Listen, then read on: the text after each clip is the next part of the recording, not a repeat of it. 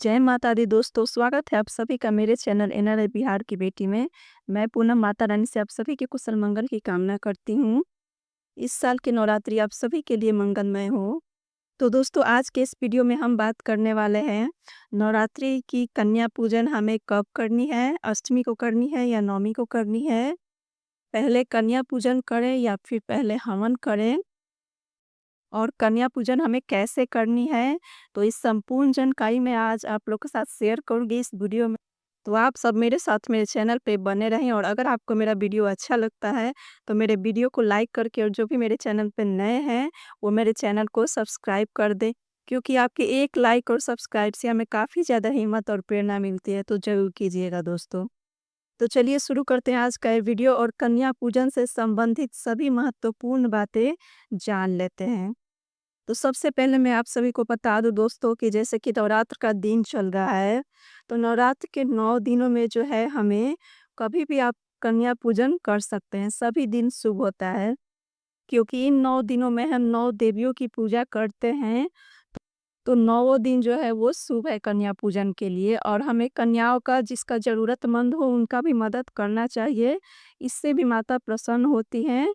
लेकिन कन्या पूजन के लिए अष्टमी या नवमी तिथि को ज़्यादा शुभ माना गया है, तो बहुत सारे लोग अष्टमी को भी जो है कन्या पूजन करते हैं और नवमी को जो है विशेष महत्व दिया गया है कन्या पूजन के लिए। तो दोस्तों, इस साल की नवरात्रि जो है 9 दिनों की नहीं बल्कि 10 दिनों की है। तो आप सब अष्टमी या नवमी दोनों दिन कन्या पूजन कर सकते हैं, कोई दिक्कत नहीं है। तो अब जान लेते हैं कि अष्टमी के दिन अगर हम कन्या पूजन करते हैं तो शुभ मुहूर्त क्या है। तो इस साल की अष्टमी पड़ी है 30 सितंबर, दिन मंगलवार है और कन्या पूजन का शुभ मुहूर्त है 9 बज के 12 मिनट से लेकर 1 बज के 40 मिनट तक रहेगा कन्या पूजन का शुभ मुहूर्त अष्टमी तिथि के दिन। और नवमी का अब जान लेते हैं शुभ मुहूर्त। तो इस साल की नवमी जो है 1 अक्टूबर को पड़ी है, दिन पड़ रहा है बुधवार। तो इस दिन नवमी है, तो नवमी के दिन जो है वो शाम तक मुहूर्त है कन्या पूजन का। तो दिन भर आप जब भी टाइम मिले आप सब कन्या पूजन इस दिन कर सकते हैं। इस दिन सिद्धि योग बन रहा है और बुधवार का दिन जो है वो बहुत शुभ होता है कन्या पूजन के लिए।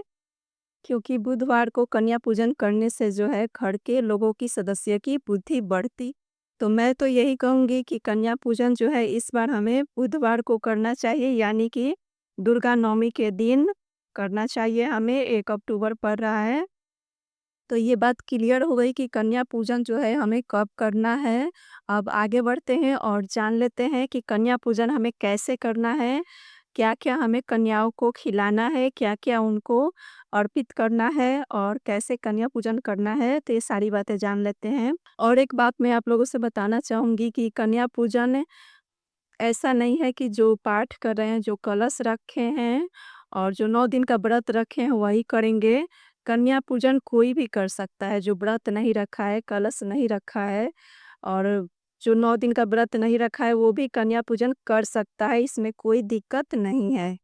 तो दोस्तों, कन्या पूजन करने के लिए हम जो रोज़ पूजा करते हैं, जो पाठ कर रहे हैं, आप पूजा कर रहे हैं, वो पूजा कर लीजिए पहले स्नान करके माता का। और उसके बाद जो है हमें कन्या पूजन करना है। तो हम कन्या पूजन के लिए हलवा, पूरी, चना या फिर फल फ्रूट्स या फिर जो आपके पास समर्थ हो वो आप बना सकते हैं। और इसमें से जो है चना जो है वो माता को नहीं चढ़ेगा, क्योंकि उसमें नमक होता है, तो नमक वाली चीज़ माता को नहीं चढ़ती है। तो ये सब जो है आप कन्याओं के लिए ही बनाएँ और माता को हलवा, पूरी पूजा के बाद पहले भोग लगाएँ, उसके बाद जो है कन्याओं को खिलाएँ। और एक बात मैं बताना चाहूँगी कि हम जो बनाते हैं चना या फिर कोई नमक वाली सब्ज़ी बनाते हैं, तो ध्यान रहे कि इस दिन जो है हमें सेंधा नमक डाल के ही कन्याओं के लिए भोजन बनाना है, अगर नमक डाल रहे हैं तो। और उचित होगा कि ना डालें, हम लोग तो नहीं डालते हैं, इसे आप अपने के यहाँ का देख लीजिएगा। लेकिन मैं तो यही कहूँगी कि आप सब जनरल नमक ना डालें, जो सेंधा नमक होता है वही डाल के, वो फलाहार में आता है। और चना का जैसे सब्जी हो या फिर छोला हो वो बनाएँ और जो है कन्याओं को खिलाएँ। तो सबसे बड़ी समस्या हो जाती है अष्टमी या नवमी तिथि को कि कन्या हमें बहुत कम मिलती है। तो इस दिन तो हमें ऐसे 9 कन्याओं को खिलाना चाहिए और एक भैरव बाबा को। लेकिन अगर 9 कन्याएँ ना मिले, तो आप जो है 7 मिले तो 7 को भी खिला सकते हैं या फिर 5 को भी खिला सकते हैं और 2 को भी खिला सकते हैं। तो अब आप सोचेंगे कि 9 कन्याएँ नहीं हुई, हम जैसे कि 9 माताओं को भोग लगाते हैं, तो आप सब 2 हो या 5 हो, तो उसको जो है आप दोहरा सकते हैं। जैसे 9 थाली में निकाल दीजिए अ, और वो जो 2 या 5 या 7 कन्याएँ हैं, तो उन्हीं से दोहरा लेंगे हम, तो हमारे 9 कन्याओं का पूरा हो जाएगा भोग। तो इस तरीके से जो है आप सब कन्या कम भी हैं तो हम 9 कन्याओं को खिला सकते हैं। आप इस बात का ज़्यादा टेंशन ना लीजिएगा कि 9 कन्याएँ नहीं मिली, हम जो है इस तरीके से भी खिला तो सबसे पहले तो हमें कन्याओं को बुलाकर और उनको बैठा के और उनका पैर धुलना चाहिए। तो याद रहे दोस्तों कि पैर कभी भी हम धोएँगे तो ऐसे जो है हम एक थाली ले लेंगे या फिर परात, तो उसमें उन लोगों का पैर हमें धोना है बहुत ही भावपूर्ण से।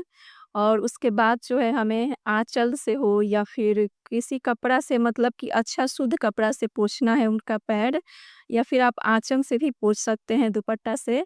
और पोंछ के जो है हमें इसके बाद उनका श्रृंगार करना है, पैरों में जो है महावर वगैरह लगाना है, नेल पॉलिश और आप चूड़ियाँ पहनानी है। और इसके बाद जो है आप पैर रंगिएगा उन लोगों का, तो जैसे कि एड़ी हम पूरा ऐसे सुहागिन महिलाओं को पूरा एड़ी रंगाता है, तो उन लोग का पीछे से थोड़ा-सा कुँवारी लड़कियों का छोड़ दिया जाता है। और ध्यान रहे कि 2 से लेके 10 साल की बच्ची तक को, 9 साल की बच्ची तक को खिलाया जाता है, इससे ऊपर की बच्चियों को नहीं खिलाया जाता है। और सभी कन्याओं को रोली लगाएँ और उनको अक्षत फूल अर्पित करें, और जैसे हम माता का पूजा करते हैं उस तरीके से जो है हम भावपूर्ण उन लोगों का आदर करेंगे। और इसके बाद जो है हम उन्हें भोग लगाएँगे यानी कि खाना खिलाएँगे। तो जैसे कि भोग में तो मैं बता ही दी, और मैं आप सभी को बता दूँ कि आप प्लेट लेते हो या पत्तल लेते हो, तो वो जो प्लेट है ऐसा आप लीजिए कि वो जैसे कि उसको हम फेंक, प्लास्टिक का ना हो या फिर पेपर का ना हो, आप स्टील का ले सकते हैं या फिर जैसे छोटी-छोटी बच्चियाँ आती हैं तो आप लंच बॉक्स भी ले सकते हैं। तो इस तरीके से जो यूज़ में आ जाए वही आप सब यूज़ कीजिएगा थाली उन लोगों के लिए कि उन लोग के यूज़ में आ जाए। और एक चुनरी ज़रूर ओढ़ाइएगा, और ऐसा चुनरी ओढ़ाइएगा कि जो यूज़ में आ जाए, हम उसको मतलब मतलब कि इधर-उधर वो उसका निरादर ना हो, इसलिए जो आप रुमाल या फिर जैसे लाल कपड़े भी ले सकते हैं, कोई दुपट्टा ले सकते हैं, जो कि किसी के यूज़ में आ जाए। तो चैनल पे बने रहिएगा दोस्तों, क्योंकि मैं आगे बताऊँगी आप सभी को कि हमें हवन कब करना है, कन्या पूजन के पहले कि उसके बाद करना है। तो कन्याओं को भोग वगैरह लगा लेने के बाद जो है हमें इन लोग का हाथ अच्छे से धुलवा देना है, और उसके बाद जो है हम इन्हें दक्षिणा देंगे। तो दक्षिणा में जो है आप सब एक चुनरी और फल, कुछ 5 फल हो या 2 फल हो, आप जितना हो सके फल, उन्हें कुछ दक्षिणा जैसे कि मुद्राएँ, चूड़ियाँ या फिर उनके यूज़ के लायक जैसे कॉपी, पेंसिल, पेन ये सब दे सकते हैं उन्हें गिफ्ट, जो उनके यूज़ में आ जाए। और इसके बाद जो है हमें आशीर्वाद लेना है, तो आशीर्वाद कैसे लेना है दोस्तों? तो हमें जो है सर पटक के और अंगूठा को स्पर्श करना है उन लोगों को, और हमें सर झुका के जो है आशीर्वाद लेना है। और इसके बाद कन्याएँ जब आपके पीठ पर हाथ रखती हैं तो ये बहुत ही शुभ होता है। तो रखें तो अच्छा है, ना रखें तो आप जो है रखवाइएगा लोग, तो दोस्तों बहुत ही ये शुभ होता है। कन्या पूजन से संबंधित सभी बातें क्लियर हो गई। अब हम जान लेते हैं कि हवन कब करना है। तो दोस्तों देखिए, पहले हम देवी पूजा करेंगे, उसके बाद कन्या पूजन, और उसके बाद जो है हम हवन करेंगे। और हवन करने के बाद जो है हम आरती करेंगे माता का। और व्रत जो 9 दिन का किए हैं वो 10वीं को व्रत तोड़ेंगे, 9वीं के दिन नहीं तोड़ेंगे। 9वीं को भी जो है व्रत में ही रहना है। और जो अष्टमी का व्रत किए हैं, एकम और अष्टमी का, तो वो जो है 9वीं को व्रत खोल लेंगे। तो सारी बातें क्लियर हो गई।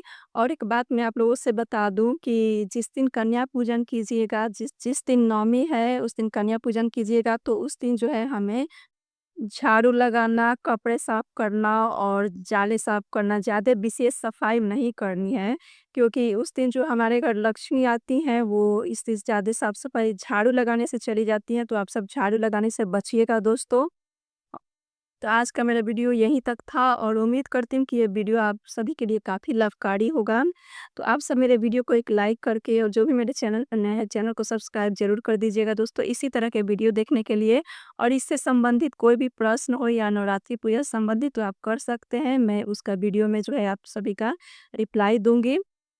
तो फिर मिलते हैं नेक्स्ट वीडियो में, तब तक के लिए धन्यवाद।